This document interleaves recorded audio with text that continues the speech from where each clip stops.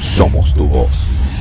A esta hora recibimos a Osvaldo Ramírez, quien es consultor y analista político. Señor Ramírez, buenos días, bienvenido, ¿cómo está? Buenos días, Vanessa. Gracias por estar con nosotros, señor Ramírez, para hablar sobre un tema que, empezó a entrar en escena o a cobrar protagonismo a partir de la jornada que se vivió con las elecciones primarias de la oposición. Empresas consultoras como Consultores 21 señalaban que la participación de los más jóvenes había sido muy baja en ese proceso convocado por la oposición. Todos sabemos que los jóvenes han sido protagonistas de grandes hechos históricos en el país que han ayudado a impulsar la lucha por la libertad, la democracia, la defensa de los derechos humanos. Uno recuerda la generación del 28, también esa generación de estudiantes que cobró protagonismo en Venezuela en 2007. Pero ¿qué ha pasado hasta hoy? ¿Por qué esa desconexión? ¿Por qué esa desmotivación en los jóvenes venezolanos de formar parte activa de la toma de decisiones políticas del país, amén de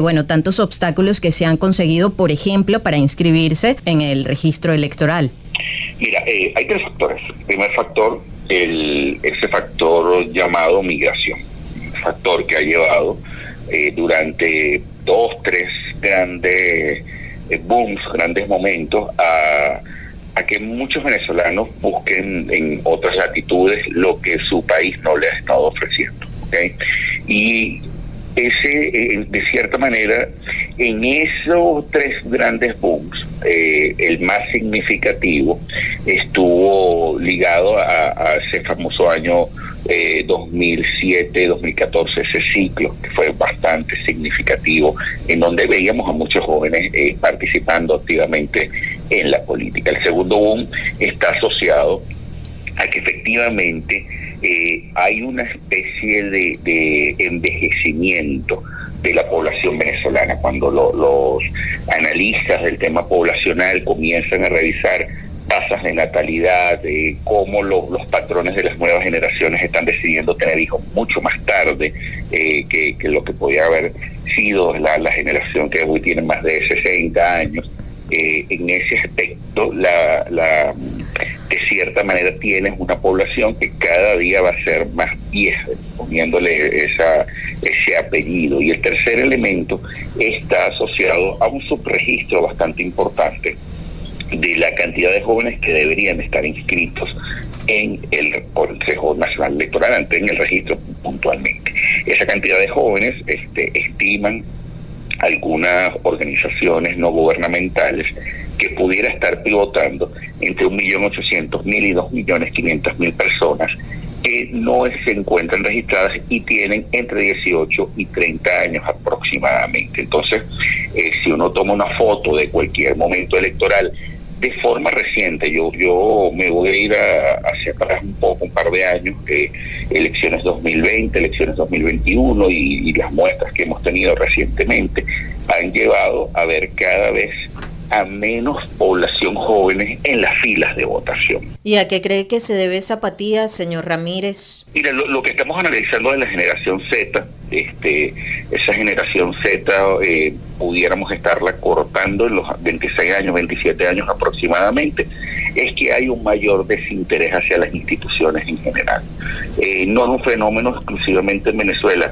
Cuando revisamos información proveniente de otros países que hacen este mismo tipo de mediciones, en Occidente principalmente, Europa, América, encontramos patrones similares. Gente más desapegada de la política, gente que está pensando más en su bienestar personal, en las condiciones económicas, en el surgimiento, e incluso, te pongo un ejemplo por lo menos corporativo, gente que no está dispuesta a estar en un trabajo más de 12, 18 meses porque simplemente quiere vivir nuevas experiencias o simplemente no quiere emplearse, pues quiere ser un emprendedor y a partir de allí tener la libertad de su tiempo, y que valora cosas completamente distintas a lo que podían valorar 2 generaciones más arriba, hablando de la generación X, una generación que está entre los 45 y los 60 años aproximadamente, y esas valoraciones están simplemente en entender que la política no es el driver para conectar, que la política no es, que esas transformaciones políticas tienen que llevarla a cabo otros,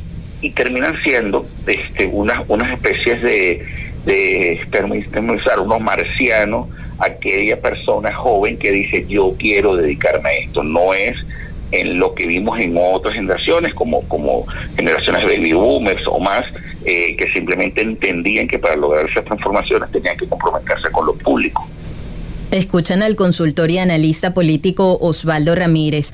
Señor Ramírez, a ver, por una parte, bueno, sabemos que grandes e importantes partidos políticos en su momento en el país que dieron vida a la democracia fueron fundados por jóvenes, ADE, COPEI. Sin embargo, hoy por hoy, ¿qué tan desconectados están esos partidos políticos de los jóvenes venezolanos? ¿Qué tanto frena además esta desconexión de la política de los jóvenes el surgimiento de nuevos liderazgos? Y por último, bueno, ¿cómo reconectar con esa población? Sí, mira, yo creo que estamos viendo una especie de gerontocracia, particularmente en Venezuela, pero tenemos expresiones, te puedo hablar de Estados Unidos, en donde hoy los dos potenciales candidatos presidenciales de cada uno de los partidos son personas de una edad bastante avanzada. Lo ves en otras latitudes, versus el contraste de, por ejemplo, lo que tiene trayéndonos a América, en el caso de Chile con Gabriel Boric, recientemente en Ecuador con Gustavo Noboa, con Daniel Noboa, con el hijo, en donde terminas viendo dos contrastes de la política. En muchos casos, los jóvenes interpretan que no hay cabida para ellos, que no hay cabida para ellos en la toma de decisiones, que no hay cabida para ellos en espacios de postulación de cargos de elección popular, y que simplemente terminan siendo los mismos de siempre.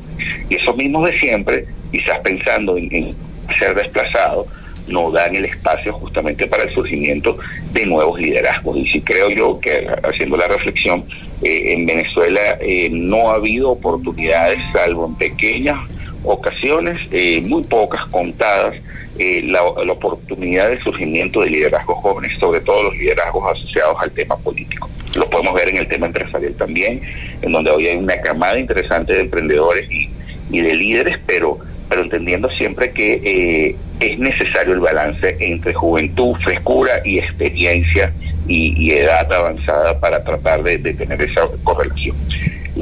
El gran consejo, al final del día, es que las transformaciones siempre van de la mano de lo que tú puedes hacer.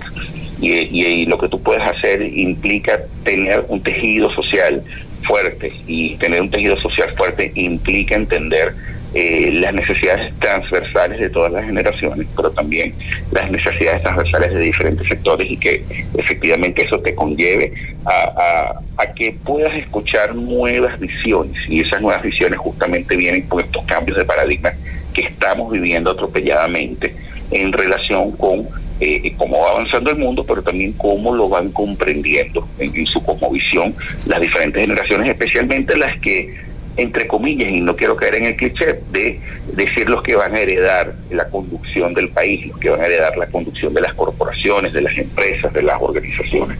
Y ahí hay una realidad. Estamos viendo cómo probablemente algunas generaciones estén siendo bypaseadas, y los que vengan más abajo serán los que terminen tomando decisiones, visto una generación particular que está bastante lejana de decir yo quiero tomar el mando de las cosas. Y no hemos hablado de los millennials, que tienen un poco esta característica, cómo pueden ser sobrepasados por los Z, que si bien hoy lo vemos lejanos, están teniendo un mayor protagonismo de lo que tuvieron la generación anterior, este grupo llamado millennials, que bueno, hoy ya son entre 27 y 45 años aproximadamente. Es momento entonces, señor Ramírez, de cambiar la forma en la que hablamos o hablan los líderes de política. ¿Es necesario ya dejar de hablar de izquierdas y derechas, transformar ese discurso político o esas ideas, esas propuestas ideológicas para poder captar la atención de este grupo de la población? Sí, yo creo que por completo ya esas esquinas conceptuales no funcionan. Ya la gente tiene híbrido. Hay gente que puede ser de muy liberal en algunos temas y extremadamente conservadora en otros, y no tienen ningún problema de convivir con eso, incluso hasta en temas económicos, donde puede ser relativamente más palpable en algunos estudios. Simplemente la gente abandona ya esos constructos que no sirven para nada, sirven para los teóricos, sirven para decir, para explicar realidades del pasado, pero no nos están ayudando ni para construir presente, ni para construir y poder sentar las bases de un futuro en donde haya mayor fluidez para efectos de entender cómo un joven entiende su país, cómo un joven entiende lo público, para luego de allí poder dar el salto a entender la política. Porque si no hay comprensión de entorno y no hay comprensión de lo público, quizás allí es donde muchos terminan fallando. Pensamos que política es estrictamente partidista y no termina siendo de esa forma poder dar ese salto para poder comprender estos nuevos paradigmas, porque creo, mi impresión es que el paradigma de la democracia liberal que nos ha acompañado durante mucho tiempo, hoy está en estrés, hoy está, yo creo que ese paradigma en serio cuestionamiento en muchos países, y los jóvenes están interpretando eso en una forma en la cual interpretan que no hay cabida para ellos en ese paradigma que no está contribuyendo a la prosperidad que ellos puedan estar aspirando. Escuchan al consultor y analista político Osvaldo Ramírez. Imposible no aprovechar esta oportunidad que tenemos de conversar con usted, señor Ramírez, para consultarle sobre su lectura, sus consideraciones a propósito de todo esto que está ocurriendo en torno a las elecciones primarias, el acuerdo de Barbados y también este ultimátum que da Estados Unidos al gobierno venezolano para revertir esas inhabilitaciones. ¿Algo puede cambiar en este corto, mediano plazo? Mira, estamos viendo un nuevo tablero político, un tablero bastante más complejo que el anterior. Primero porque tiene un piso de cristal muy débil. Puedes tener alguien que camine fuerte, puede romper ese piso y simplemente caerse cualquier acuerdo. Segundo, que hay dos palabras claves: confianza y prudencia, y pareciera que en el caso de la prudencia una de las partes ha decidido no tenerla. En el caso de la confianza, todas las partes, todos, incluso las que no son signatarios, pero que saben uno bastante bien, que fueron parte fundamental para estos acuerdos, que en el caso de la comunidad internacional tiene que confiar en que los actores internos se porten bien, la oposición tiene que confiar que le darán en algún momento unas condiciones electorales, el oficialismo tiene que confiar que efectivamente va a poder disfrutar y poner en movimiento todo lo que implica las consecuencias de una flexibilización de sanciones en materias energéticas. Una demostración importantísima de la población y que ha determinado un liderazgo nuevo en la oposición, legítimo, porque aquí la gran diferencia es la legitimidad y no el dedazo, como en algún momento se pretendía, por supuesto en la cabeza de María Corina Machado, y además de ello el entendimiento de una situación, de una nueva capa, porque es parte de este nuevo tablero, que es toda la situación relacionada con el Esequibo, el Esequibo que estamos claros que es nuestro. Todos estos elementos nos están llevando a entender que en una elección presidencial aún lejana, porque todavía sigue la niebla alrededor de cuándo va a ser, y cómo efectivamente las fuerzas políticas se van a reconfigurar en función del Esequibo, en función de la elección presidencial, en función además del espaldarazo de lograr inscribir una candidatura que está siendo legítima, y además de ello del entendimiento de cómo portarse bien para poder tener ampliación de esas licencias, o que simplemente, por la desconfianza y porque alguien caminó duro y rompió el piso de cristal, termine efectivamente suspendiéndose los efectos de esa negociación, que lo más evidente termina siendo el tema de esa flexibilización de sanciones dada por la comunidad internacional. A ver, aquí puede haber este escenario en que digas, mira, por una situación de estado de excepción nosotros no podemos tener elecciones, por una situación de obligación aquí todo venezolano tiene que estar yendo a votar, pues, y hemos escuchado ya algunas declaraciones con vocerías menores todavía, menores no por estatura, sino que no estamos hablando de la dirigencia alta de la coalición gobernante, indicando que aquí debe castigarse a quien llame a votar que no. Un referendo que es el 3 de diciembre, que tiene 5 preguntas, pero que 5 preguntas su formulación está bastante complicada. Entonces, es algo, recordemos que hoy el venezolano quiere vivir bien, eso es lo que tienes en mente, y quieres tener un salario digno, y quieres tener un servicio público de calidad, y estás pensando en la Navidad, porque así es nuestro pueblo, no está pensando en ese Esequibo. Entonces hoy estás metiendo, después del evento 22 de octubre y las consecuencias del 22 de octubre, rápidamente estás cambiando el gran relato, para que en ese gran relato ya la gente olvide o trate de meter en un bolsillo, bueno, sí, pasado, pisado, pum, fuera de mi esquema y de mi visión, ese hecho, vamos a entrar ahora en el exequivo para luego entrar en probablemente lo que pueda ser el prefacio de la elección presidencial. Una elección presidencial que por ahora está bastante lejana, ¿no? Es una realidad. Gracias por estar con nosotros, señor Ramírez. Feliz día. Feliz mañana para ustedes. Gracias por todo. Osvaldo Ramírez, amigos oyentes, a quien escuchaban, consultor y analista político. Queremos escuchar tu voz. 0414-119-7230. Envíanos un SMS o WhatsApp con tu comentario o denuncia. 0414-119-7230.